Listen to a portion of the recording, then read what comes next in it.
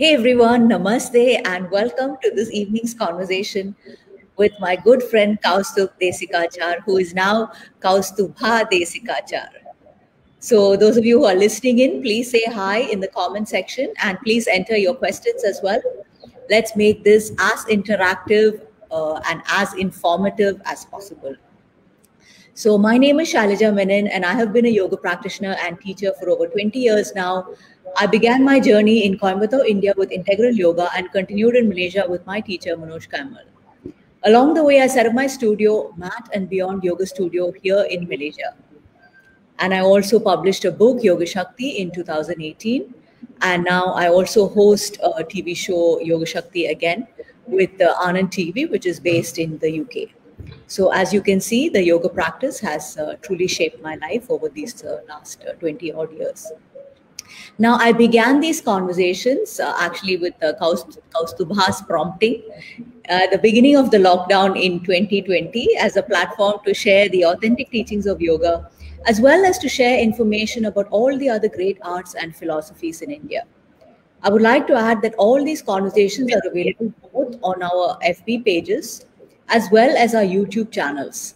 So taking this opportunity to ask you all to, take the time and just check out our YouTube channels and like and subscribe to it if you like the content. Yeah, so going over to Kaustubh now. I know he's Kaustubha, but I just stick to Kaustubh. As most of you know, is a renowned yoga teacher, yoga therapist, and author, continuing the classical yoga tradition of his eminent grandfather, T. Krishnamacharya, and his father, T.K.V. Desikachar. Now, anybody in the yoga scene will certainly have come across the name of his grandfather, T. Krishnamacharya, who is considered the father of modern yoga, and the revival of modern yoga is also to a large extent attributed to him. And his legendary students, who include Guruji B.K. Iyengar, Guruji Patabi Joyce, and Kaustubh's own father, Guruji T.K.V. Desikachar. So just saying hi to all of you who have tuned in. There's a lot of students and family here. My aunt Indra, my students Vichi and Uma and Kasturi, I think also there. So just hi to all of you and looking forward to your comments and interaction with us. Kaustubh began studying yoga when he was 9 years old under his father and began teaching by the time he was 13. He has a dual master's degree from the renowned Birla Institute of Technology and Sciences and a doctorate from the University of Madras. Kaustubh conducts teacher training and therapist training programs around the globe, traveling 8 months of the year to Europe, China, and other parts of the world. I guess this was in non-COVID times. He has authored several books too, and to name a few, Hatha Yoga Pradipika, To Serve with Love, a tribute to T.K.V. Desikachar, the Yoga of the Yogi, the legacy of T. Krishnamacharya, and his most recent one, Truth Unclouded, the Yoga Sutras of Patanjali. His objectives include the sharing of authentic teachings of yoga to the modern era and to build bridges between different healing modalities to promote physical, emotional, social, and spiritual health. So just saying a few words about today's topic, mind matters, mental health, and its impact on holistic well-being. This is a topic that is extremely close to my heart, and I know Kaustubh's too. And it was, just so when we thought about this topic, it resonated with both of us very deeply, and we just both said yes. And when we talk about health, the only thing we hear is diet and exercise. Yeah, these are like the two main components for health. But we all know, and especially as yoga practitioners, we become very aware that the state of our minds, is really a very important component, if not the most important component in the state of our health. So I believe these conversations are very important so that the information gets, widely circulated, and we start looking at the mind too, not in a negative way, but, as a means to greater health and wellness. So with this, I hand over the mic to Kaustubha, who is busy drinking his warm concoction. So maybe he can tell us a little bit about his very interesting looking drink. Namaste, Ammaji Shailaja. Namaste. How are you doing? It's very nice to be with you again after a long break. I'm actually drinking a simple tea. It's actually very beautiful blue tea.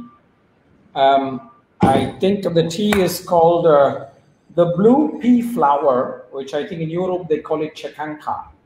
So this is a very nice flower tea I'm drinking. So hopefully my mind will blossom to answer your very difficult questions today. So nice that you chose this topic today. So I want to uh, honor our conversations because we started it, I think, in March or April. Yes, it was the Correct. first one, and we are Correct. going on for a long time. Yeah. So let us hope that your questions today will not be so difficult, and if it is, my chakanka will help me. I'm sure it will, Kaustubh, though I doubt that you need any help to answer these questions. So I still remember once when Kaustubh came here to Malaysia and he was taking classes, and I asked him whether he, prepares for his teaching classes, and he said very, very clearly. I remember that if he needs to prepare, then he shouldn't be teaching. So, I think all of this information just simply flows out of Kaustubh, and he really doesn't need to prepare for any of this. So, with that, I invite Kaustubh to begin with his beautiful chanting.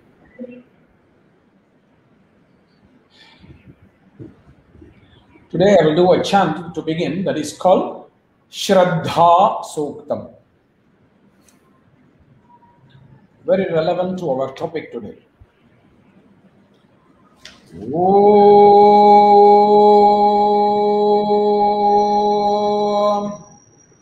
Shraddhayagne Samedhyate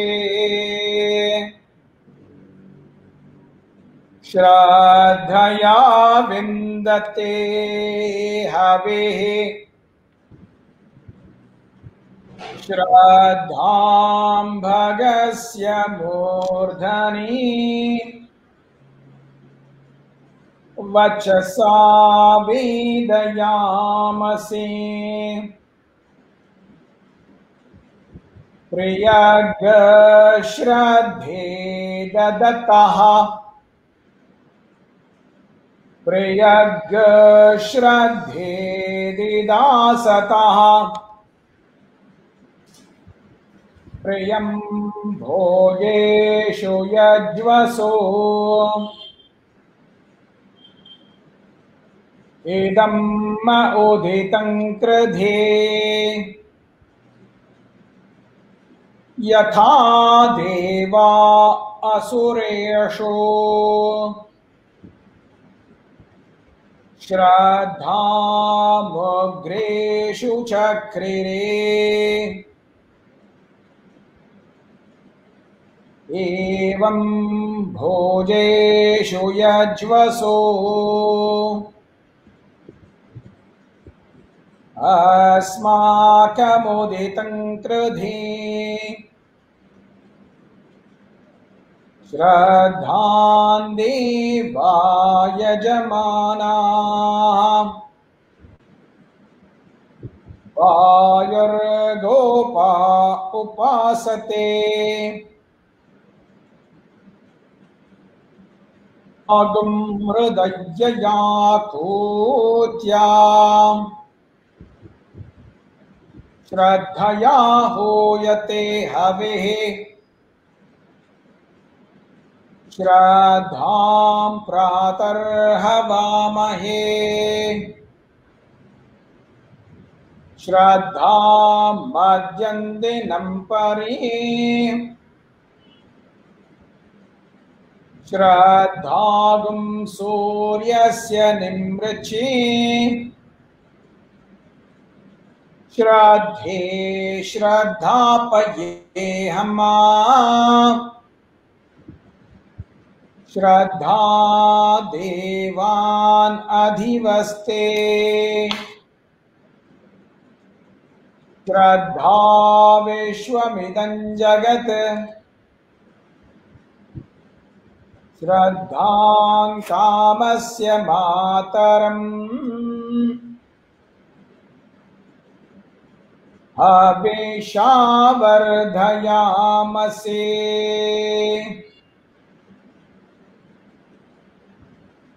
Om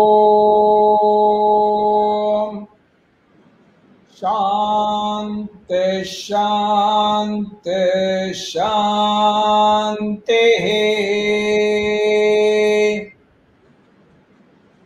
Namaste.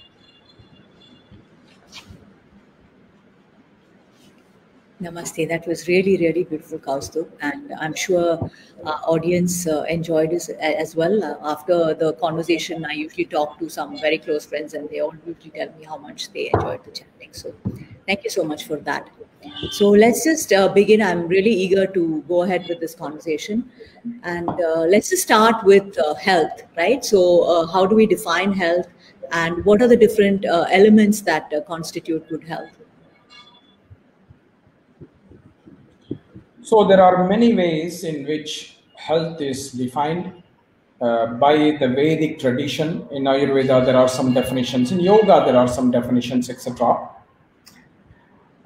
One of the definitions, since we are talking about today the role of mental health, one of the definitions that is presented in the Yoga Sutra commentary by Vyasa himself is dhatu rasa karana vaishamyam, an imbalance in the physiological structures of the body, the imbalance in what is called the fluids in the body, and the imbalance in the sensory and mental faculties of the body. So, if there is an imbalance in the mind, that is considered as an illness. It's not just physiological illnesses that we are actually having. That is one part of our illness set. We have many different types of illnesses as well. My grandfather himself, in the composition he wrote called Yoganjali Saram, he says, Atmika Daihika Manasa Bhedat Trividam Vihitam Yogabhyasanam. There are three types of diseases: spiritual diseases, what is called Atmika diseases, Daihika diseases, that are the diseases of the body, like we have diabetes, back pain, etc. Manasa Bheda, this is the diseases of the mind, where we have depression, we have anxiety, we have so many varieties, some things which we can name, some things which we cannot name. So these are all very much an integral part of health. And it's no point in having a beautifully balanced body, but an imbalanced mind.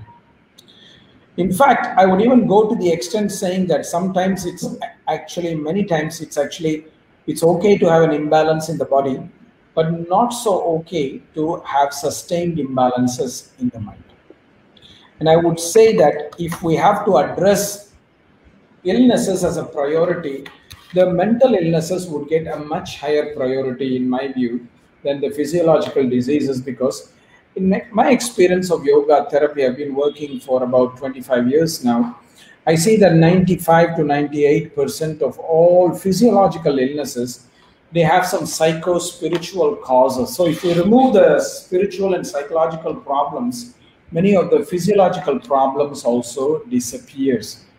There are so many things like that which we can correlate with. So mental health is a very fundamental factor, and in which it's also a very big contributing factor to overall health of an individual. And I think that is why I'm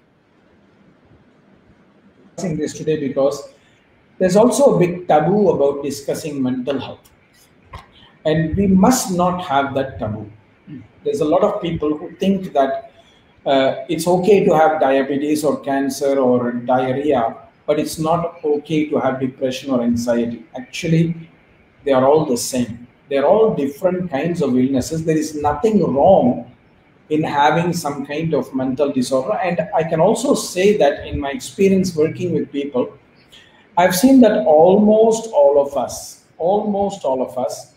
we suffer from some kind of mental disorder, at least for a short term in our life, whether we acknowledge it or not. Certainly, I've had my own battles with mental disorders like depression and anxiety, but I also know that most people have had this as well, and they don't discuss it because they think that somehow this is a taboo, something is not right. That's not right. Right. Yeah. So, just in line with our conversation, I'm just going to see Ignatius uncle has written this note as well, that that India has the highest number of people suffering from depression in the world, and how do we reduce the ignorance and stigma against mental illness. Like, I know Kaustub's going to answer, but I just want to say that I really think that these kind of conversations help. Like, I think the more we talk about these things openly, and the more that we accept that it's a part of all our lives, like Kaustub said, he believes every person goes through it at different points in their life. And, I really agree with that as well, because I also have had my own share of issues. And through the yoga practice, it has really helped me to, come out of all of that. So I think it's important we talk about all this and make it acceptable for people to know that it's all right to not be, on top of the world every single day of your life, and it's okay to have ups and downs. So conversations are important, Uncle. I think that's the way forward. I fully agree with you.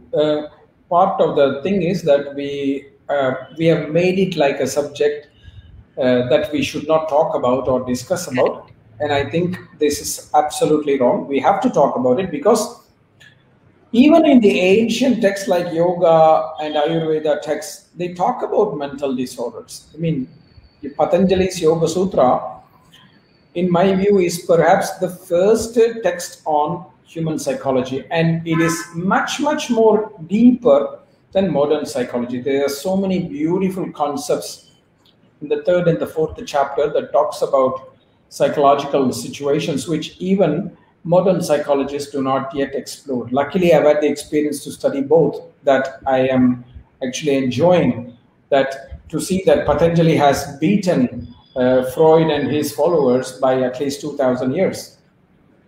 So talking about it, discussing about it, and not making people who suffer from this shamed, that is the most important thing. Because we think that this means you have to be ashamed that you have a disease.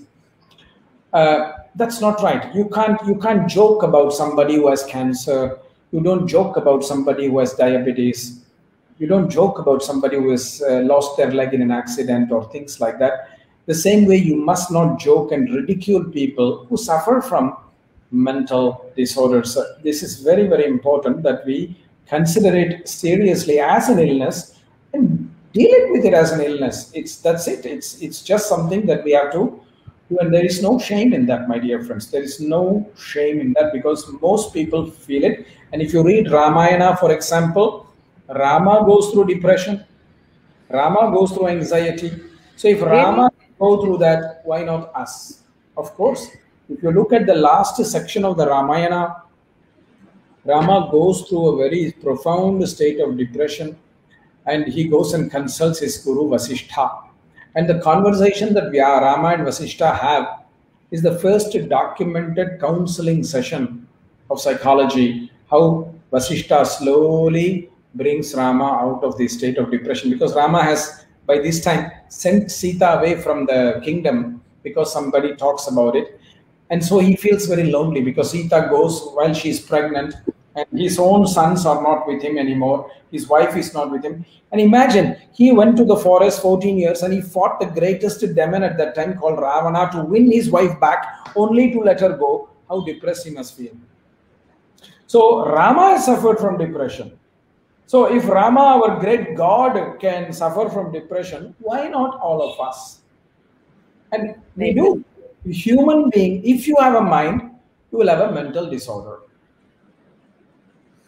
Yeah, so I think one part of our body ever knows. We have cold. Eye, we may have some eye pain or irritation. Ear, some ear pain. Tongue, we may have some ulcer. Hand, we may have some wrist pain. But neck, we have neck pain. Back, we have back pain. Knee, every organ is bound to suffer at some time. Mind is one such organ, and it will be bound to suffer. We just have to deal with it. There's no ridiculing it, and that is very, very important. It's not just talking about it, it's talking about it with respect. That's very important. Very true.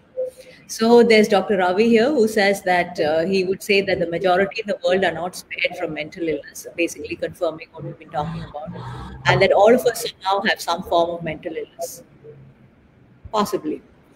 And then, so there's Rich Kumar, who says, can expectations lead to depression? See, it's It's so simple to, it's simplification that we can say that can expectation lead to depression. Expectation can be one cause of depression. And what we have to understand is also, especially in India, we tend to use words very casually. See, feeling depressed is different from being clinically depressed. See, it's very normal, for example, that India is playing a cricket match with England today, and if England wins and India loses, it's very A lot normal. of people are going to be very depressed. For probably half an hour or 45 minutes. But that doesn't mean clinical depression. See, depression is a more heavy word that begins to affect the way we function in our life. So we should not get confused with this. So expectation may be one cause of depression. It is not the only cause. There are many fundamental causes. And what I'd like to say, in most of the cases, in most of the mental disorders that I've seen, the root, the fundamental of all that is one very simple thing. It's disconnection. That's all. And that is where yoga is so profound, because the very word yoga means a union or a connection. So yoga is the best antidote for these things, because it's the exactly opposite of what causes this situation. So why do I say disconnection? See, if I am disconnected from myself, I don't know who I am. I try to be somebody else. So this is what happens in most societies. That's why most people are depressed, because your mother may have one expectation from you. Your father may have one expectation from you. Your husband may have one expectation from you. Your wife may have one expectation from you. Your friends will have one expectation from you. Your daughter or son may have one expectation from you. Your classmates may have one expectation from you. Your neighbor may have one expectation from you. Your government may have one expectation from you. And if you try to fit all of these expectations, you will have not just dual personality, what is called schizophrenia, but you'll have a multiple personality disorder problem, because you are trying to be different things to different people, whereas fundamentally you are not just yourself. That's all. In so many ways, if you are doing a job that is not suitable for you, that is not connected to you, just because you want to earn money, that will create depression. You are in a relationship where you don't feel connected to your partner, that will create depression for you. You are living in a country or in an environment where you don't feel connected to the place, you will have depression. So fundamentally, any kind of mental disorder comes from a state of disconnection. This is very, very profound, because it is the connection that is the antidote. And there is also a subtle layer as well. Why I say that mental disorders create physiological disorders. And this is where the Vedic tradition is so great. In Vedic tradition, they say, Narayanat pranaha ajayata manaha sarva indriyani cha kambaya jyotirapaha prithvi vishwasya dharini. From the divine came prana, from prana came mind. From mind comes the senses, from senses comes the different elements of the body. So if you work on the mind, it will have a spillover effect on the senses and the body. But if you work on the body, it need not have the same. It may, I'm not saying it won't, it may, but it need not, because mind is more subtle than the body. Working through the mind, you are working from inside to outside rather than outside only. So when you go to the gym and exercise, you are only exercising the body. It doesn't make you feel mentally at peace. It's not a guarantee. That's why somebody had asked a question about narcissistic personality disorder. This is what most of our modern society is, very self-obsessed and do not want to listen to anybody, even if you go offer them help. I myself have gone to a lot of people recently to offer help in the yoga field as well. But yoga also, if you practice it in a certain disconnected manner, will only create narcissism. That's why there are many schools of yoga, many ashrams of yoga, many traditions of yoga that teach standardized practices for everybody without making differentiation to each individual. They create more harm than help. That's why traditionally yoga was always what is called an anushasanam, a one-by-one teaching. It's not mass teaching. Yoga should not be taught in mass. So what the teacher will teach one student is different from what the teacher will teach another student. There's no prescription for the masses in yoga, full stop. There's no this type of yoga, that type of yoga. All that is modern garbage that has happened in the last 30 years. You go 40 years before, there was no yoga type or yoga style. There was no styles in that time. Everybody called yoga only. It's only the last 30, 40 years you have this marketing type that I belong to this style, I belong to that style, I belong to that style, I'm freestyle, blah, blah, blah, which actually is not really relevant. Traditional yoga, the way it is taught is like medicine. You will treat people individually. It's like going to a doctor, it's like going to a yoga teacher. You don't go to a doctor in group, right? The doctor does not put you in a group and say, all of you go through this medication. That is not how yoga is meant to be taught, because yoga is fundamentally a therapeutic system, because mind is the instrument of healing. Mana eva manushyanam karanam bandha mokshayoho. Last time when you were talking with the wisdom guy who kept calling you Ammaji, I typed this. Mind is the means for either suffering or for liberation. If we use the mind in the wrong way, we suffer. If we use the mind in the appropriate way, we are healed. That is what Patanjali is trying to educate us. Hey dudes, please use the mind in the appropriate way. Don't abuse the mind, because if you abuse the mind, you're abusing everything else. That's all. Okay, so I'm just going to continue with this line of thinking because the next question really falls in with that. And while we talked about different reasons why people get depressed, there's also my student Dachani who says when we get overstressed we get depressed. But again, like Kausthub says, the Patanjali Yoga Sutras are really the key scriptures which talk about the human being's mind in such a relevant detail. And in that they talk about the kleshas and what afflict the mind. So just going back to the sutras to give us a basis of understanding the mind and the different afflictions of the mind. So just asking Kausthub to go over the kleshas. Since you talked about my tea, I give another example to answer to this question using the tea. So here I have my cup of tea with the Chakanka tea. Now, this is filled with pure water and tea only. Now, if I put my finger in it, which is very dirty, what will happen to the tea? It will become dirty. If I fill the cup with dirty water, the cup will be dirty. So the cup is like the mind. So what you fill with the cup, that is what will percolate to all other parts, because that cup called the mind is encased in the body with the senses and other things. So if we fill the cup with noble thoughts, positive thoughts, then we have no problem. Whereas if we fill the mind with toxins, then the whole body and other things will also be filled with toxins. Those toxins, they are called the kleshas. The mental toxins are called the kleshas. First and foremost, we have the greatest one, that is called ignorance. I gave you that example a few minutes ago. I don't know myself. So avidya is essentially lack of knowing the true nature of ourselves. Avidya is not ignorance. It's only people who are not well trained will translate like information. Avidya is the lack of knowing who the true self is. See, you are a woman, I am a man. You have some potentials, I have some potentials.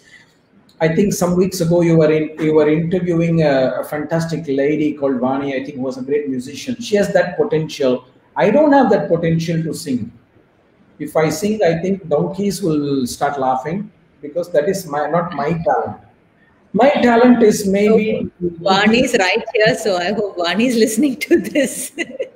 She's here. Okay, namaste Vani, namaste. So, the Different people have different potentials. A cat has to be a cat, a dog has to be a dog, a monkey has to be a monkey. So if we don't know what our true nature is, what our true dharma is, that is avidya. That's why we suffer. Then we are trying to fill it with something else. Oh, he's doing that, let me do that. Oh, she's doing that, let me do that. Oh, she's doing that, let me do that. That is not right. That means we are filling something that is inappropriate. Avidya. Asmita, the most common one now, especially in yoga field, is ego. We think we are greater than ourselves, which is usually coming because in reality, we think we are worse than ourselves. Low self-esteem creates ego. Fear and low self-esteem creates ego. So those who have very high ego, in reality, they have very less confidence, self-confidence in themselves. You must understand this. So asmita is the ego where we have an inappropriate identification with ourselves, either underestimation or overestimation like megalomania and things like that, or lack of self-confidence, lack of self-worth, etc., or false worth. False worth. What we are, we put our value somewhere else into something different. That is what is called asmita. The third one is called raga, that is desire. So desire is a very dangerous one because it's very tempting. We like something, we keep pursuing something again and again and again, whether it is healthy or not. This is what our modern problem is. Because we like something, we want that, we don't want what we don't like. You take your Facebook feed and my Facebook feed, it will only show what we like because we are following what we like. Same with the news feed, I go to YouTube, you go to YouTube, only what our past preferences, whatever we search for will come. So we don't know the reality because we have distanced ourselves from the reality. So that is what is called raga. We only want what we like. We don't want to deal with reality. So raga creates the fourth klesha, that is called dvesha. If you don't get what you don't like, you have a hatred, you have aversion, you have anger, you have the opposite. Aversion, dvesha. The last one, very, very fundamental, is called abhinivesha, fear. And it's a very fascinating word because the word vesha means a mask. Abhinivesha means an intimate mask. We all wear a mask. We don't reveal our true self to others because we are afraid of what they will think of us, right? Or maybe more fundamentally, we are even afraid to see ourselves because we are very happy with the ego version of ourselves. So Abhinivesha is an intimate mask. It's a fear. Fear which translates into fear of death, fear of losing job, fear of losing our family member, fear of losing our job, whatever fear, it all comes from that. So these 5 things we are filling in the cup. Obviously, we are bound to have a lot of mental disorders. On the other side, if we replace these with clarity, wisdom, rather than have false ego, false identity, we have proper identity, and we balance raga and dvesha. We don't have fear. We act from Shraddha. That's why I chanted this chant today. Shraddha Suktam. It's the opposite of fear. We have faith, not fear.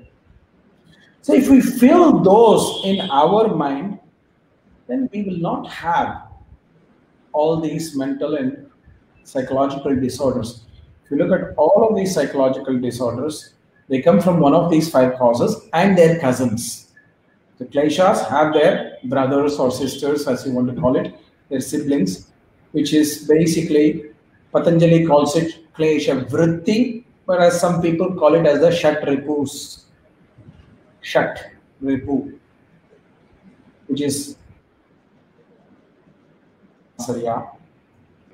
those things are coming out of these fundamental 5 kleshas,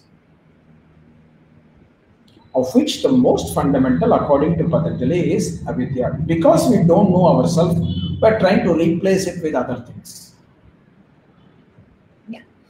So I think it's really important to know all this. Again, when I was first exposed to all this, it's not just you just think it's some words and something in the scriptures, but actually, if we explore each of this, we can really start seeing it in our own lives and in our own minds. Yeah. So at being able to identify it, is like awareness, right? So once we know what it is that we're dealing with or what afflicts us, then we're able to put in some opposite thinking, or like put in some more positive way of looking, changing our perspective. But otherwise we just flow with the mind, right? So that is why the knowledge and awareness of all of these kleshas are so important, so that when we look at our minds and when we are deeply afflicted, we can see, okay, then we say, okay, so this is this klesha, this is that klesha, and then we know, right? So that's just something that's afflicting us, and we have we have the means to be able to get past it by looking at the whole situation differently. So can we just go over the Shat Ripus as well, Kaustubh, just a little bit more in detail, because these afflict all of us. Yeah, on an everyday basis, we are afflicted by these Shat Ripus. So again, like I think it's important to have the awareness of it. Correct. Having the awareness of it is important, but that is not enough. We come to that point later. It's not enough. That's the first step, Kaustubh. There's a concept called prajna parada. We know, we have the awareness, but we still don't give a damn. We just continue to do the same mistakes. But at least we have the awareness. That's why it's the first step. It's the first step. So the Shat Ripus, it's not Shadder, it's Shat, T with a dot underneath. Shat Ripus. Kama is the first one. Kama is like a perversion of desire. It's like lust. And it's so funny because we use for sexual relationship, people use the word perversion of sexuality as pornography. But we have done the same thing with even food. There are many people who post pictures of food calling it food porn, right? So that is what is lust, a perversion of desire. We want too much at any cost. At any cost. And that is the problem. And just think about it. Now, you said to me before this interview started that you have a new dog, right? A Labrador dog. I love Labradors. But Weimaraner is my favorite dog. It's coming from the German city of Weimar. Some of my German friends are watching. They will probably know. Now, you have a dog, right? Now, will you give your dog Coca-Cola every day? No. You won't, right? He's the healthiest member of our house. But people give their children Coca-Cola every day. This is perversion of desire, kama. At any cost, the child wants that Coca-Cola. At any cost. But we won't give it to the dog. We won't give it to the plants. We don't pour Coca-Cola to the plants every day. We know it will die. But we do that to ourselves and our children. Do you really think Coca-Cola is healthy? No. Coca-Cola is an example. Things like Coca-Cola. So there is kama. Kama is not satisfied. We get what is called krodha. Krodha is anger. We get angry. And the anger can be passive anger or aggressive anger. It depends on how we express it. Some people suppress it, some people express it. Then comes moha. When you get angry, what happens? You get deluded. You don't even see where you are. You don't know who you are talking to. You scream, you shout. Sometimes I see in my street some poor people fighting with their husbands or wives or children or whatever. They scream. They do things because they get blinded. That is called moha, delusion. Get deluded. It's a very powerful state. You don't know what you're doing. See, normally we won't beat our kids. We won't beat our dogs. But when we get angry, we are so blinded that we do that. Not me, but people do that. Humans do that. This is blinded. Lobha. Lobha is greed. You have things, but you don't want to share. We accumulate. How much you are from Coimbatore, you said, and you are still promised me to take me to have masala dosa in Annapurna. How many dosa can somebody eat at a time? It's a metaphor, which dosa is consumption. How much can we consume? Yet we buy 4 houses, 500 clothes, 5 cars, 3 telephones, but we can only consume one at a time. So that is lobha. We want so much greed that there are so many people with need we don't want to share. This is our fundamental problem with humanity. And if you talk like that, the dudes from America will say you're a communist. That's not right. It's just that it's imbalanced. How much can somebody eat? Like if you look at animals, they don't collect things for, as a joke. Maybe for winter, but not forever. That's what we do. That is lobha. Then the aggressive form of anger, the destructive form of anger, that is called mada. Literally, when an elephant runs through the forest, they say the elephant has mada. What does the elephant do when it runs through it destroys all the trees on its way. It doesn't know what it's doing. It just crashes into all the trees. That is the destructive form of anger. See, sometimes anger is okay because it need not become destructive. But when it becomes destructive, that's where you have this domestic violence and all those kind of things. That is mada, rage. And last is matsarya, which is basically jealousy. We don't have something, but somebody else has. My neighbor has a better car than me. I get jealous. My neighbor has a better job than me. I get jealous. Maybe his child is doing better in school than my child. We get jealous. This is what is called matsarya. We get jealous of what we don't have. We are not happy with what we have. We are unhappy with what our child may have got 94%, but the neighbor's child got 95%. We are so agitated with our child. We are not appreciating it for 94. We become jealous that the neighbor's child got 95%. So that is what is called matsarya. We have these kind of situations. So these are all coming from the klesha because we are disconnected from reality. Whereas animals and plants, they are connected to reality, so they don't have this level of mental problems. They have some, but not to this degree. Yeah, so I just wanted to add that this is so important, which is why I told Kausthub to elaborate on it, because we come across all these emotions on an everyday basis. Like if you even take, jealousy, envy, all of this, you just, you see something on Facebook, you see something on YouTube, right? All of it afflicts us on an everyday basis. So it's so important that we be aware of it and to notice it when it happens in our minds and, to deal with it. Otherwise, we sometimes just put ourselves in the bubble and say, oh, I don't feel like this. Other people feel like this. Or when we say, anger, oh, I don't get angry, only other people get angry and shout. And it's not like that. It happens all around us. It happens in our own houses. It happens in our own minds. And what is very important is just because you don't express anger, it doesn't mean that you don't get anger. You are suppressing your anger. It doesn't mean that you're not getting angry.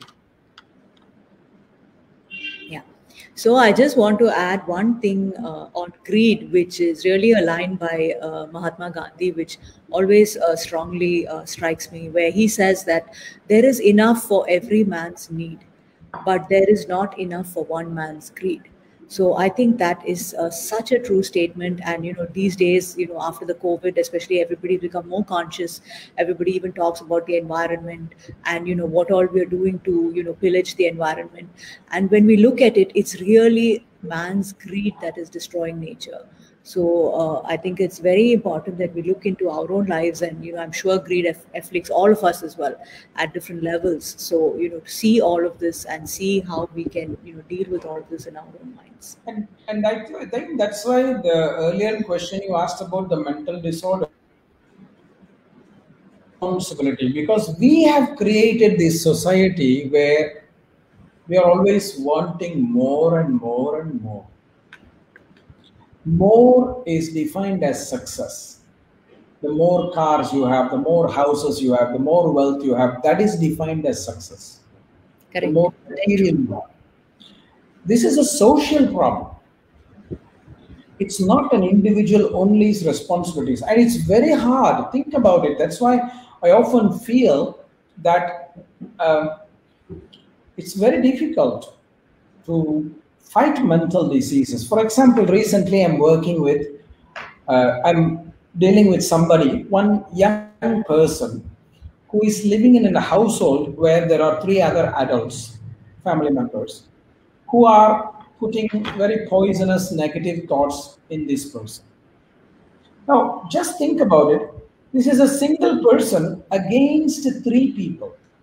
So the strength that that person has to have to overcome three people they are living with is enormous. Now, we can always say, oh, the person can always go outside and live alone. No problem. But it's only three people in the house, but there's 300 million outside the house who are putting that same pressure. When you ask somebody, you know what, when you meet somebody, most of the time they are not asking, they ask, what is your job? Absolutely. They don't ask you, are you happy? If you say, I'm a computer scientist or whatever, oh, great. But nobody is asking, are you happy? What do you like to do? You know, very rarely people are asking those kind of questions. And that's why I say it's a societal issue and we have to deal with this. I agree with that 100%. You're constantly judged by, the amount of students you have, the amount of money you make, and that material success is really, there's absolutely no talk about, whether you're mentally in a good place, or all of that doesn't have any value at all. It's really a societal problem that we are only judged by material success. Yes. Including how we are looking. People are expecting us to fit a particular body shape. It's not possible for everybody to be the same body shape. How boring that will be. Then we will all become robots if we are all the same size, same height, same skin texture, same color of the hair. Then we'll all become robots. This is not possible.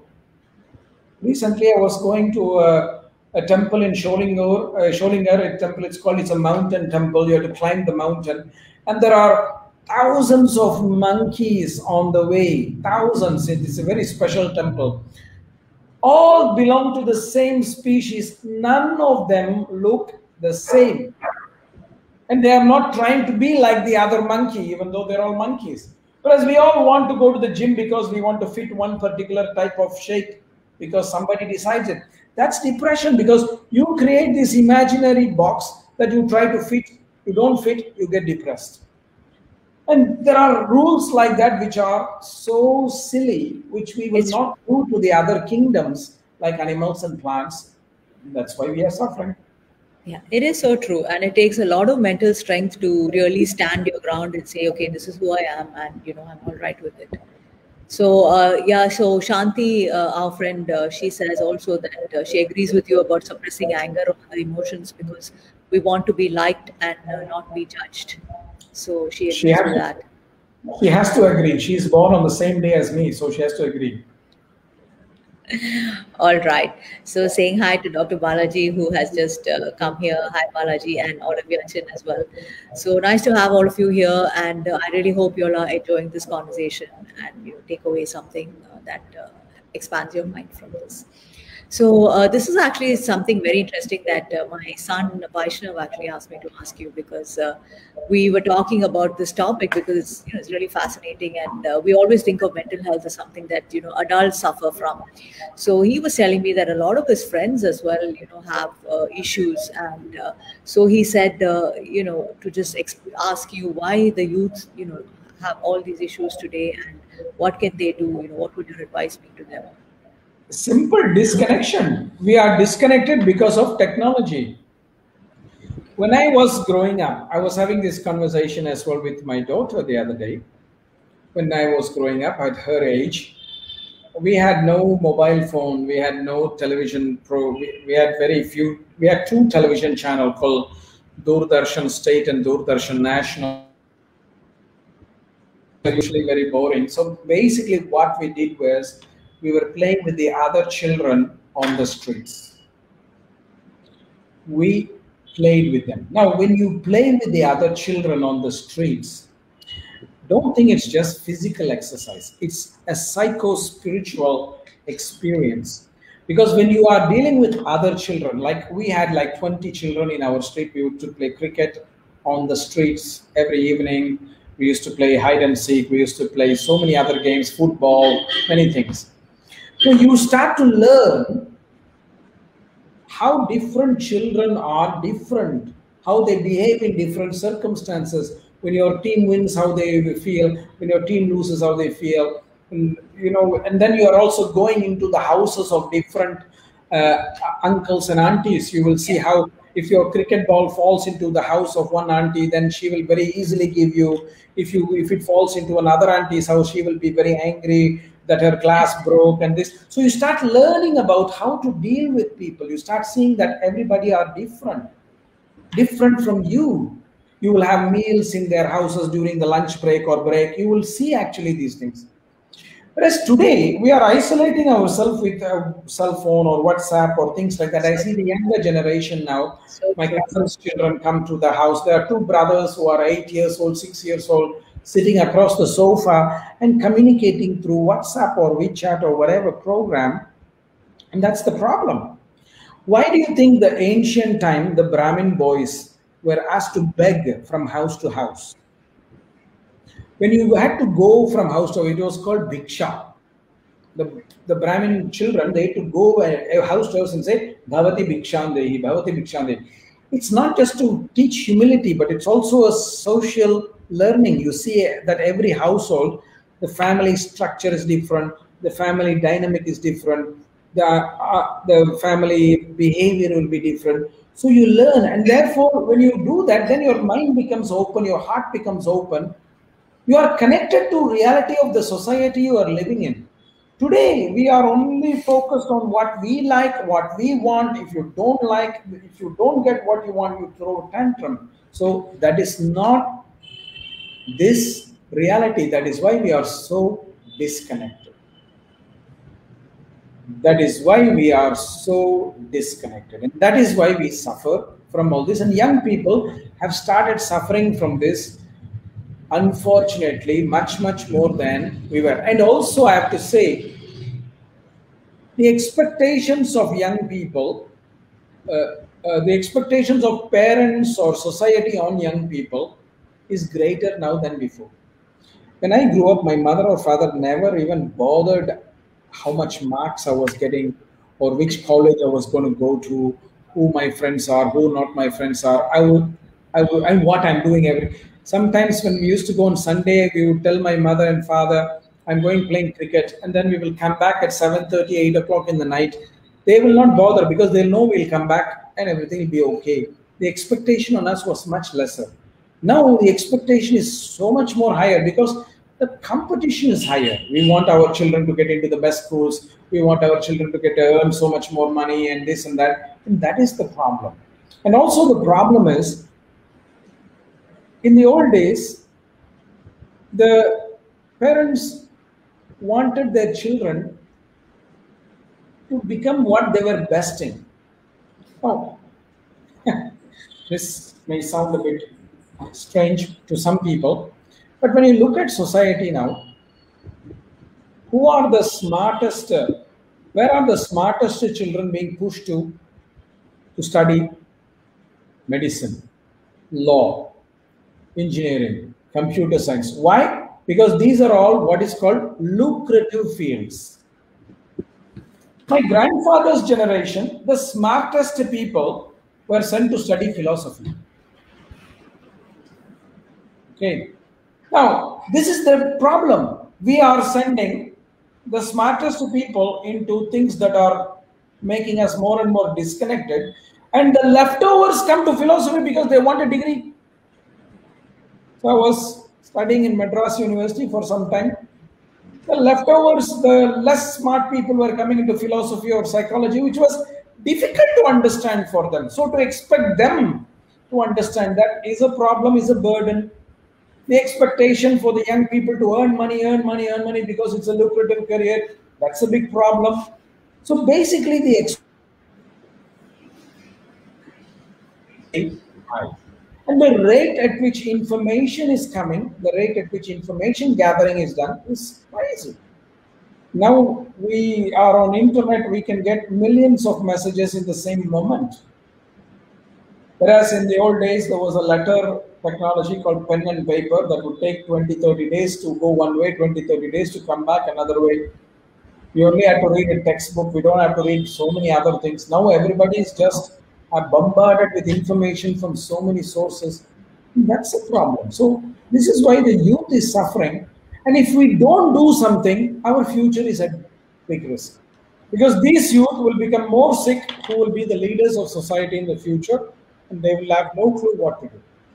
And that's why we need to start young and deal with mental issues young and understand that they are under stress and give them support.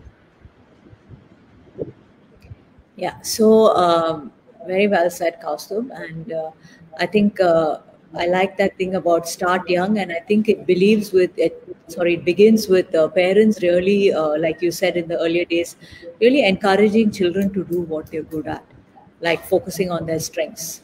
So it's not an easy struggle because you are always thinking about the welfare of your child, and you think that they have a good job, then their future's secure, and it's always that struggle between that and letting them pursue their creative, whatever brings them satisfaction. But this is a very again a quote very close to my heart, which I believe will resonate with a lot of people. It's very common as well. It's supposedly by Einstein. Now, I don't know how true that is, but it says that if you judge a fish by its ability to climb a tree, it will spend its whole life believing it is stupid. So, if children have forced to do things that they are not good at, then you really curb their potential, and they believe that they're not good at it. Or like a kid who's not good in math, if you force them to do math, then they may be literary geniuses, or they may have some real creative capability. But if you force them to do things that they're not good at, then you just oh, their self-esteem is dashed, all of Also, that. allow the children to be children, right? See, I see in TV now when I watch the cricket, there are advertisements that are coming for young children who are 6 years, 7 years old to start coding in the computer. It's called like White Hat or something like that. The children are coding in the computer when they're 6 or 7, not playing, not growing their mind, not growing their body, but they are doing some useless thing on the computer, which is useless because anyway, this app will be out of date or expired in another 6 months because the program will be different at that time. So it's a whole scam. We are not allowing children to be children. That is the disconnection as well. Yeah. So I think very, very valuable content here, especially with regard to raising children. All of us have, young children, and I think it's really important to understand that we have to let them be who they are, and only then will they, be true to themselves and realize their inner potential. I mean, Kaustub's always big on this, and I really like the way he goes on about a cat can only be a cat, and a dog can only be a dog, and a butterfly can only be a butterfly, kind of thing. But it I, really brings home the point that you can only do what you're good at, right? And you can only be who you are. So it's I so can true. only be Kaustubh and you can only be Ammaji. Anyway, I'm going to ignore the Amaji comment. Hey, last time the guy kept calling you Ammaji, so I thought that was your new title. Kaustubh. Okay, so I have Ignatius' uncle who says it is up to parents to encourage children in their interests. Yeah, parents should release their pressure. Very true, uncle, and allow some freedom to choose. Very well said. And thank you so much for your comment. So I had actually many questions planned, but we really have gone over very few things, and it's almost time up. I think it's exactly an hour now. So I'll just go with one last question, since I have the ability to, I don't see any questions, so I can just ask my question. So can you share some positive patterns that you recommend to people, or what you do as well in your own life that keeps your mind in a good space? Like, eventually it's about cultivating these good patterns. And what do you do, and what would you advise us? What I have realized that has been the most helpful for me, and I talk only about personal experience, is actually three things. Firstly, where I had a lot of challenges, mental and emotional challenges, what actually saved me from that is chanting. I'm not very good in chanting, but I anyway sustained with it because the ancient chants, they are all having, in the Sanskrit language, positive vibrations that are embedded in them. So when you are reciting those chants, even if you don't know the meaning, which I don't know for many of the chants, the vibrations, when you pronounce it correctly, the vibrations become positive. That's why I keep insisting on proper pronunciation.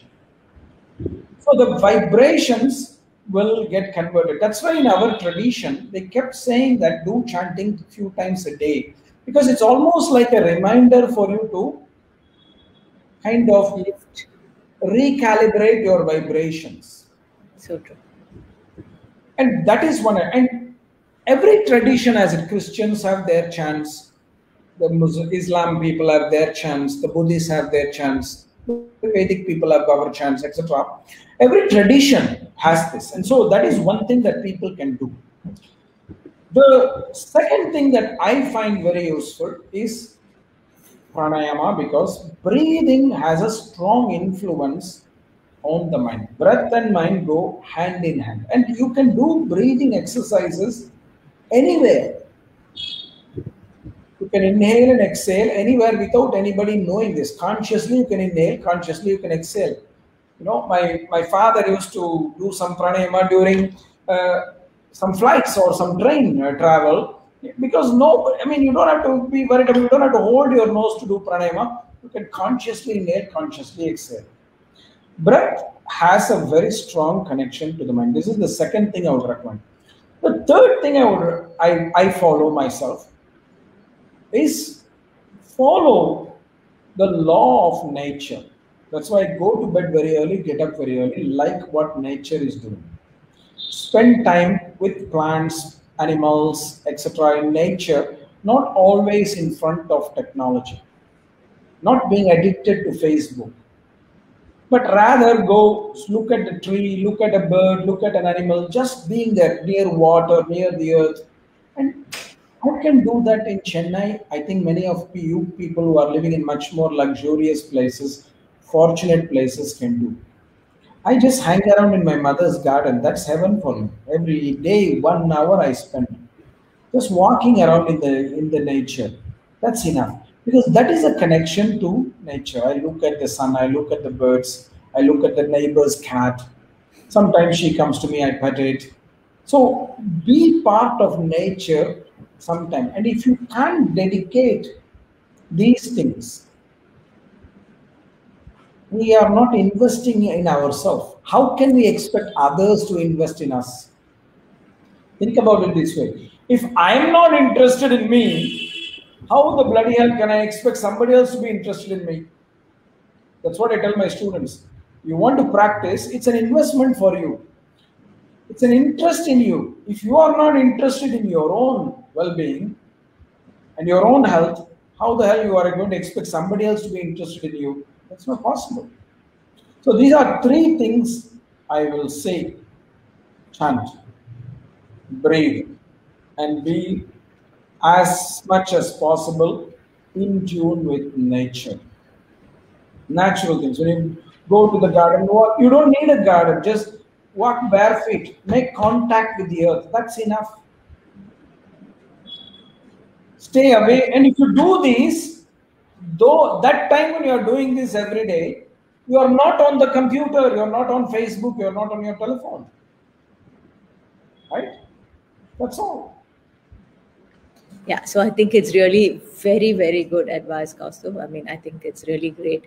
And there's Erica who says writing can also be very helpful. I agree with that as well. I'm huge See, on journaling. I told you these are three things. There are many ways you can Yeah, write, you can correct, correct. sing, you can Yeah. dance. So There are I'm many just different sharing ways. what is being shared here on the comment section.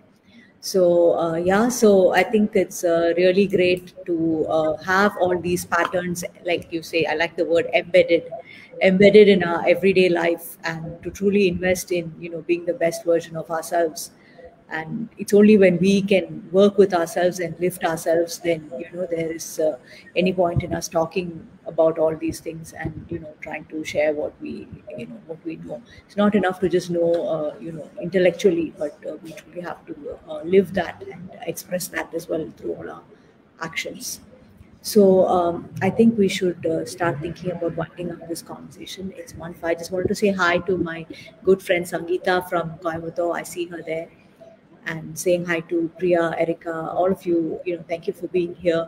I truly hope you have enjoyed this conversation. And yeah, so Kaustubh is going to wind this conversation up with a beautiful chant. And Good. Well, somebody has just made a comment that it's basically about finding an outlet. I actually feel the opposite. It's about finding an inlet, because we are so much outside of ourself.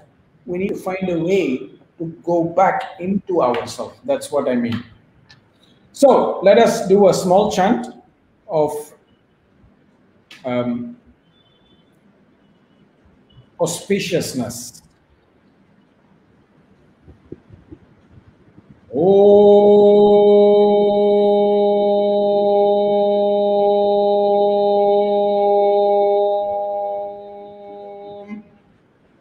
Bhadran karnebhi shrunuyama devaः Bhadram pashyemakshabhiryajatra Sthirairangaistoshtuvagumsasthanobih Vyashema devahitam yadayoh Swasthi na indro vridhashravah Swasti na pusha vishwavedah Swasti nastarksho arishtanemi Swasti no brihaspatirdadhatu Om Shanti Shanti Shanti.